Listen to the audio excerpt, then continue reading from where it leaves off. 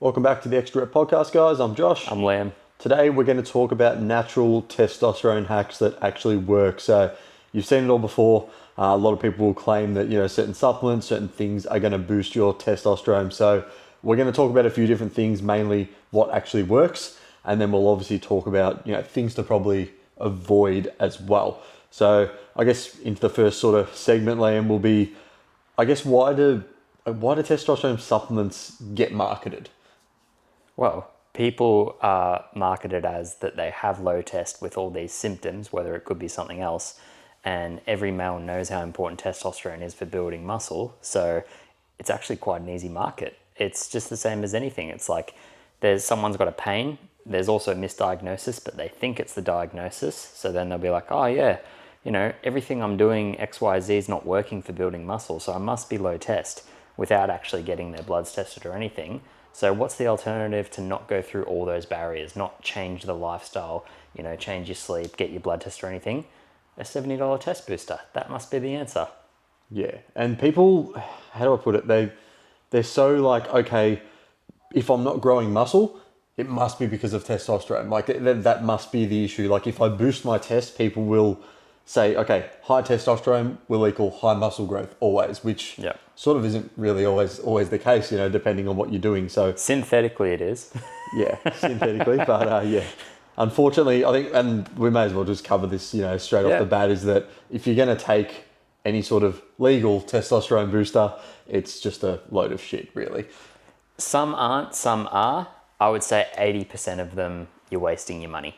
So with the other 20%, what would be the difference then between those ones and then knowing ones that actually might make a small difference? It'd be certain supplements and ingredients. So zinc would be one, ashwagandha would be one, tonkat ali would be one, and vitamin D would be one. And I'd probably keep it at that. Interesting.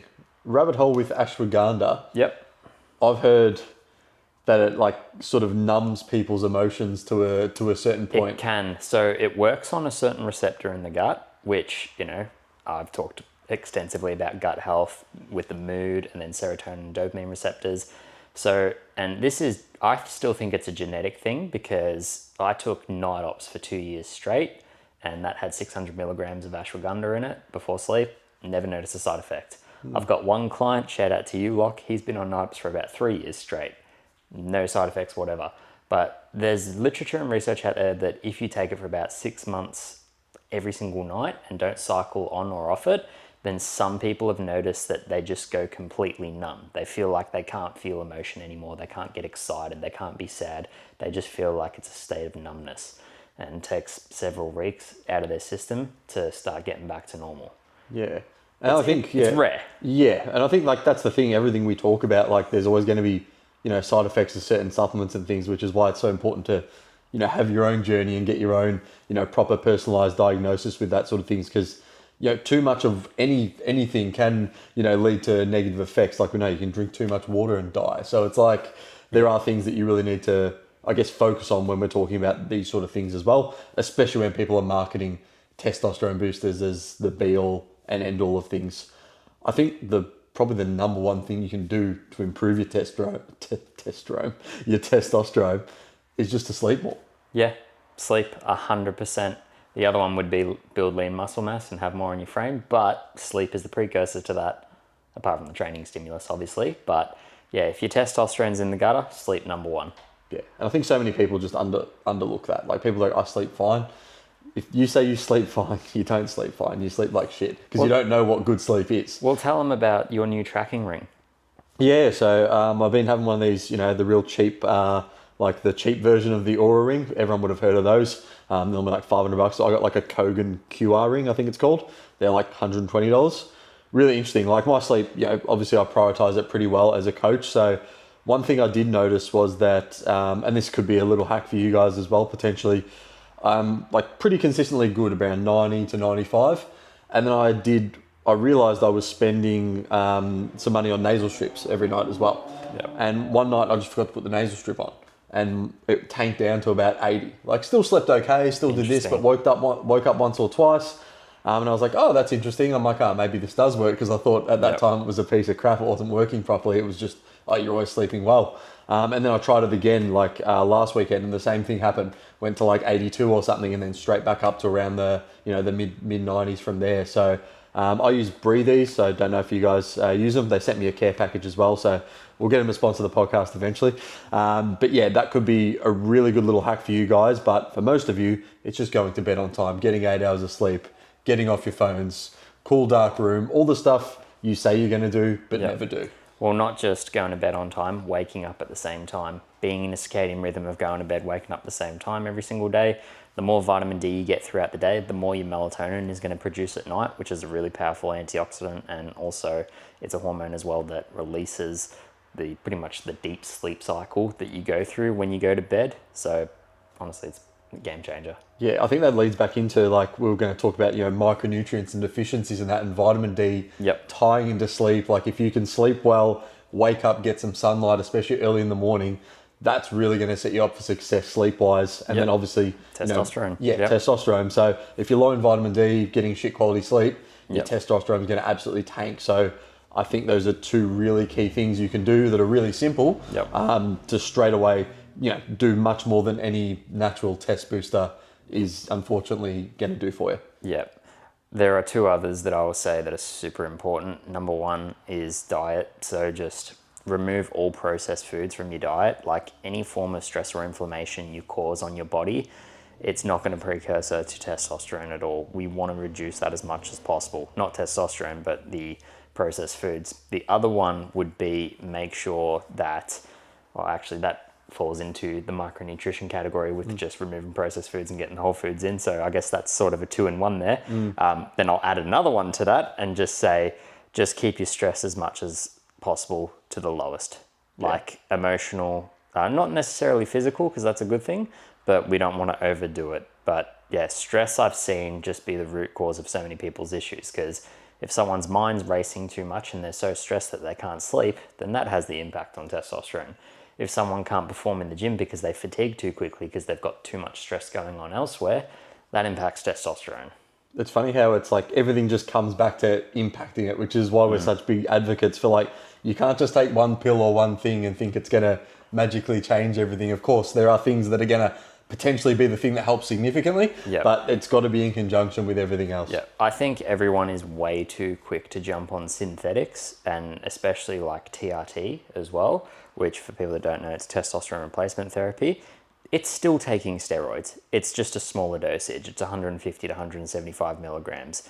It's just a smaller cycle. It's a smaller dose of testosterone. But a lot of people that I've seen, it's the easy way out. It's like, okay, business isn't slowing down. I've got maybe a kid, or, I'm not sleeping, XYZ, but that's the reason their testosterone is tanked, and they feel like they're things that they can't change when they can. They can change certain lifestyles.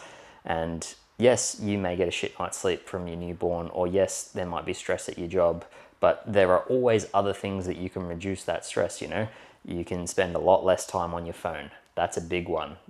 Not look at the news on your phone, not look at social media. Those things inhibit emotional reactions in our body that cause stress, especially when we wake up first thing in the morning. What's the first thing people do? They check their phone, they see email, message, Tinder match, whatever it may be that came through on the phone, and it could inhibit a really spike in cortisol, could inhibit stress, your heart could start racing.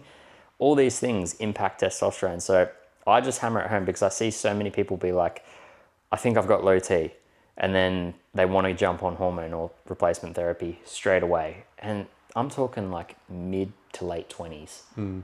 You should not be touching this stuff until, like, one, you've either got a chronic deficiency, and that could be through multiple things like varicocele vein. I'll touch on that in a bit. But also, early 40s, possibly late 40s, you should start. Yeah. Actually has some benefits towards it. Yeah, maybe after you want kids. Well, there are ways, and I won't go too deep into fertility protocols, but there are ways to be on testosterone and have certain times and places where you just don't do a sub-Q injection, or you come off it for a day, where you can get your partner pregnant. I will say a shout out to a guy called Vigorous Steve. He's got a 2.5 hour YouTube video deep dive and this guy was a steroid junkie for like 14 years, of like how to get your partner pregnant. Goes through all the PubMed research, all the fertility protocols, everything there. Yeah, jeez. Yeah. Oh, check that out if you're looking to get your partner pregnant and you've taken steroids before. Well, it's a big thing because we have an epidemic at the moment of low testosterone in men. And this isn't just an issue for the men, it's an issue for the women as well that obviously want to have kids. Because if the partner's infertile, then, they can think they're the issue. So it does impact both sexes and literally impacts the human race. We need to have more kids and procreate. So it's like, why do we have such low testosterone? It's like, well, young men are, having this very stressed lifestyle. There's microplastics in the water, there's heavy metals, there's a lot of processed food going around. All the shit that's in the American food, there's pesticides, there's red dye 40, there's kids cereals, all this shit. Yeah, we're moving less, we're eating more, we're just just bound to desks and bound to being, unhappy, living for the weekend type operation. And I think that's, it's where a lot of people, especially these days, just these economic times as well, makes it very difficult for a lot of people to, even just get by and look after everything. And even for me, I got a sauna obviously to help with sickness and things, but especially just to be able to chill out. Gives me half an hour to myself to just read a book. And I find I'm a completely different person when I come out of the sauna, whereas when I come in when I'm stressed, whereas then I go out and have a shower and I'm just zen, much more zen. I think one thing that has potentially helped me as well, and I took it before, is when I just get a bit stressed with heaps of stuff I've got to do and a bit anxious, it's just some L-theanine to just sort of calm things down and sort of smooth me out. I know my partner's she's been taking as well before sleep, and that's been helping that sort of thing as well. So that could be something that, extremely cheap intervention that could help just you manage the sort of day-to-day stresses as well. The zinc, magnesium, they're probably some... Well, zinc, magnesium, and vitamin D all work on the same receptor, so they have a synergistic relationship. So they are really good. If someone wants a potent herb that has some natural test boosters, there's tribulus root extract, there's diasparic acid, there's withania and ginseng, and I'd probably go those three. And they, you'll be waking up with some boners. It's interesting. I think people, what did I used to take? Testosterone? Well, testosterone I've found is a half-half for people. Someone's either a hyper responder or some people it doesn't do anything. Yeah, I feel for me it didn't really... I was in lockdown, wasn't really that much stress, chill, and I was just obviously training in the... I feel I look good, but I was that's because I had literally nothing else to do but work on my body for 12 weeks straight. So I think it was, with zero stress and just being able to wake up and basically do what I wanted, it was a lot easier, and that's probably where the results came from rather than me taking these, testosterone, which you don't even, where you get them from sometimes, you don't even know if it's properly dosed or anything like that as well. That's with any supplement, right? We're starting to see a lot of studies and correlations coming out of a lot of supplements actually not having what they claim to have on them, which has been around in the industry for ages. Protein spiking was a big thing and amino spiking was a big thing, but now it's, in a lot more supplements that people are buying. There's so much literature and research around saffron at the moment, but then a lot of people, they get on the hype train, just like testosterone. What was it, 4 years ago, 2021? Where it boomed? Just boomed again. All of a sudden, inflation rose on testosterone. Everyone was selling it, and the markup was huge on it. So then you're like, well, what's this going on? And then people waited a year or 2 years. Then more literature and research came out, and they're like, okay, yeah, it's got some benefits around females as well, but some people either seem to be a hyper responder or not. There are some really interesting 2 studies I'll point out. Even with testosterone levels, there's one with men, if they do activities like chop wood, they raise their testosterone levels. The other one is, and you wouldn't believe it, what type of underwear you're wearing.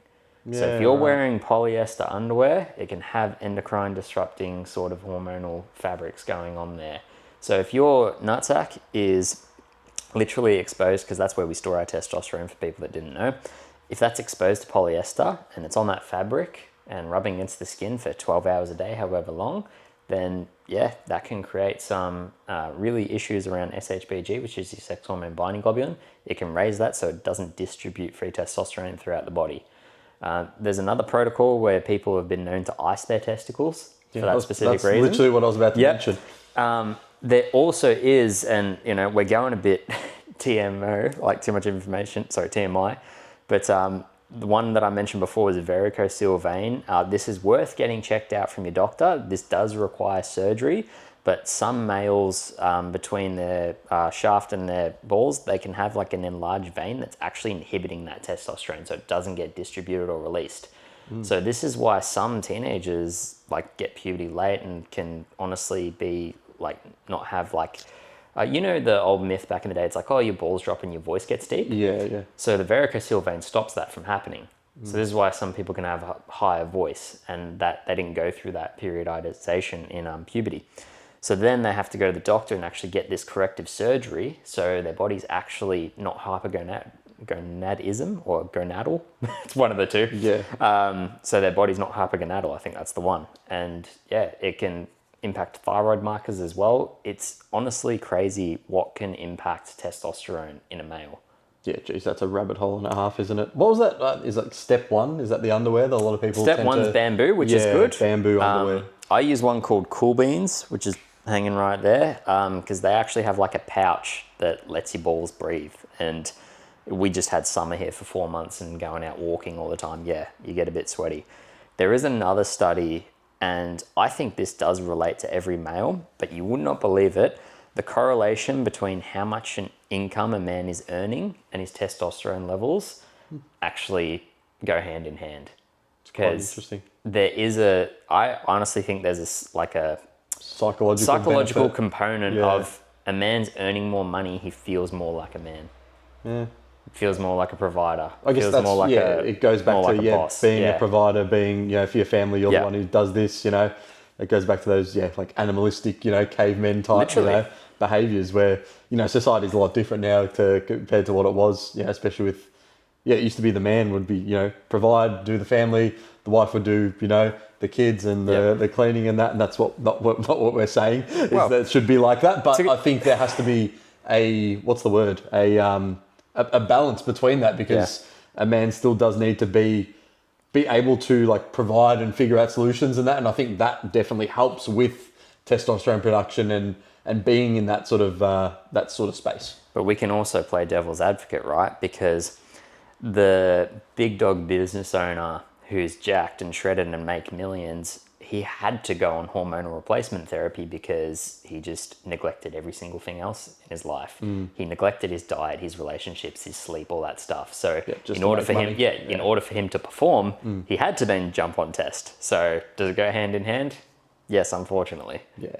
Well, that was a good rabbit hole. I've looked deep into this because it is a bit of a passionate thing, because one, yes, the human race is on the line, but I look at blood work all the time, and number one thing for males, they don't care about their electrolytes, their iron, their liver enzymes. They don't care about any of that. They're like, what's my test levels? Yeah. That's all they want to get tested. So I'll tell people, if you want to get a hormonal panel, get your tests checked, your SHB checked, your free testosterone checked, and your estradiol checked. If you're looking at fertility markers, get your luteinizing hormone and your follicle stimulating hormone checked, and your DHEA. That's all you'd need to cover. Probably maybe prolactin as well.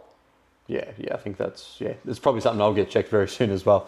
Doctors in Melbourne aren't fantastic, so I think I'm going to have to get an online script, but we'll make it work, I reckon, and see where I'm at and see where I can improve, because I'm sure like anyone can improve their testosterone, but by looking at blood work and actually knowing where it is and where you could potentially get it to, I think that's the easiest way for people to start bridging that gap and be like, okay, because then they can get tested again in 6 months, but has it improved? Have these things I've been doing, stressing less, etc., more micronutrients, more sleep quality, has that actually made a difference? And then obviously the one difference you'll see is in the mirror as well. You should see a difference on your frame. We'll obviously go into training now as well, because this can be a double-ended sword in terms of, giving yourself almost more testosterone and getting it to benefit you, or just running it into the fucking ground. Yeah, 100%. I mean, look, just to quickly go back on some of those markers, and as you mentioned there with checking them, I've never seen perfect bloods, right? Yeah. There's always something to improve on. But if there's specific markers, certain diet, lifestyle interventions will need to be there as well as training. So for example, like, I know you're not the biggest fan of the keto diet. The ketogenic diet, when you remove carbs, raises SHBG. So that binds up your free testosterone. And that's not something you want. Yes, you can supplement further with like some Tonkat Ali, which specifically decreases the SHBG, but how long are you going to go without adding carbs? Realistically. Yeah. And then we can go into the training aspect. And the biggest thing that, will kill your testosterone is too much excessive volume that you can't recover from. Yeah. And which essentially is stress. Yeah. And it's just, goes back to that. Yeah. Because a lot of it, like there's been a lot of research to be like, heavy compound lifts in low rep ranges and potentially even some some sprint work, high intensity work in low doses can be really, really beneficial. But then there's like I said, then there's the overtraining of like, have you done too much? Are you just running yourself into the ground? Like, are you doing F45, 6 sessions a week, running yourself into the absolute ground and not being able to recover from it? Have you seen the study that it was just specifically around barbell back squats increasing your testosterone? So people would then just program at every session barbell back squats at the start because they think for the rest of the session they'd be boosting their testosterone and being stronger. It's crazy, isn't it? How people misinterpret like research like that. And it's clearly just like the back squats, obviously, because it's a big compound lift using a lot of muscles in the body, are helping to increase that testosterone. You're getting stronger. Yep. Like I said, massive benefit of weight training. Generally will and should, done properly, raise your testosterone over time, or have it at least a good level. Maintain it at a certain level depending on what you're doing. But I think, like you said, going back to recovery and overtraining, if you're training too much, there definitely is a thing as training too much, and you will start to notice the difference. You will feel, like wake up, not a boner in the morning. You'll be just tired throughout the day, like all these things. And again, nutrition plays a part in that as well, and stress and lifestyle. But it's very easy to see if someone thinks like, oh, my diet's pretty decent, I'm sleeping pretty well, but like I'm just not getting anywhere or progressing with my training. That's a really good sign that, number one, you need to fix up your program, but number two, you're probably just doing way too much and you're trying to, get a better response, thinking that, oh, I'll get more muscle growth if I do another set, now another set, now another set. And there's going to be a time where that's just going to start to go backwards and you're actually going to start regressing. Yeah, 100% agree with everything you just said. I will say there's also mood, which is correlation for a lot of that stuff. A lot of people, like, they don't think about their mood. And this could be like out of the whack mood, like you're a little bit more irritable. For some guys, this is a huge one. But when they've got too much test, or it's converting to estrogen, or they've got too much estrogen dominance or too much prolactin, they find that they start crying through movies. Yeah, right. So if you're feeling oversensitive, or feeling like a movie's really moved you or something like that, then maybe get your test levels checked. And I'm not saying like watch a really sad movie. I'm saying like if you watch The Notebook with the missus or something and you end up crying more than her, maybe get a look at your test levels. Yeah, it's interesting. I've seen like you've had there's examples like bodybuilders and that, and they've said when everything's out of whack, it's like they're sitting there with the missus like crying over like Peppa Pig or something, watching with like the missus and the kids. Because look, these are hormonal reactions in our body. Like we don't even need to touch on tren, because that's not just a precursor to testosterone. That does a whole bunch of other things. People literally turn gay when they're on tren. There are people that have never wanted to sleep with a dude in their life, and then they take tren and they're like, I just turned into an animal. And they come off cycle. It's the most... If you go on Reddit and look up tren horror stories... That's bizarre. It is some of the funniest shit you'll ever read. Like, dudes will like break up with their girlfriends, jump on Tinder straight away, look for just like girls they're not even attracted to and be like, come over right now. Yeah, like... Right. Crazy stories, crazy levels of testosterone and hormonal literally flipping, and this stuff is dangerous. Like it could end your relationships. You could get fired from work from roid rage. All this stuff, like it is dangerous. So always be cautious and careful. Yeah, for sure. I think like the last thing I'll sort of mention is alcohol, because people again like you guys aren't stupid. Straight away like, oh yeah, alcohol, but I want to have a few beers with my mates, and like especially beer, like it just tanks your testosterone so much. Even just one drink. They'll hate this, but beer is one of the most estrogenic producing of all alcohol. Yeah, unfortunately. And I think I can't remember what the study was, but it's like if you had say 4 to 6 drinks, like I think above 4 drinks they classify as binge drinking now. Yeah, and it's like if you're then training the next day, it's like your test levels go down by like 50, 60%, like your muscle building capacity goes down by that as well. And that stays like low for a few days. Like it'll be less and less, and maybe by day 4 it'll be back to normal. Yep. But as your body's processing that alcohol, it plays a massive, massive part. And like that's not just going to be an issue with fat loss, muscle growth, etc. But adding extra body fat if you're having calories when you're drinking as well, and hormonal and mood, and that impacts your sleep and all those other things. So I think if you want to take things seriously in terms of obviously boosting your testosterone, you're going to have to cut alcohol out or have it really, really sparingly. There's a term for this, and it's actually called whiskey dick. Every male knows it, but it's like erectile dysfunction and then the amount of alcoholic drinks you have are literally correlated with one another. There's no coincidence between that. It's because it's tanking your testosterone levels. Yeah, it's tanking it like massively as well.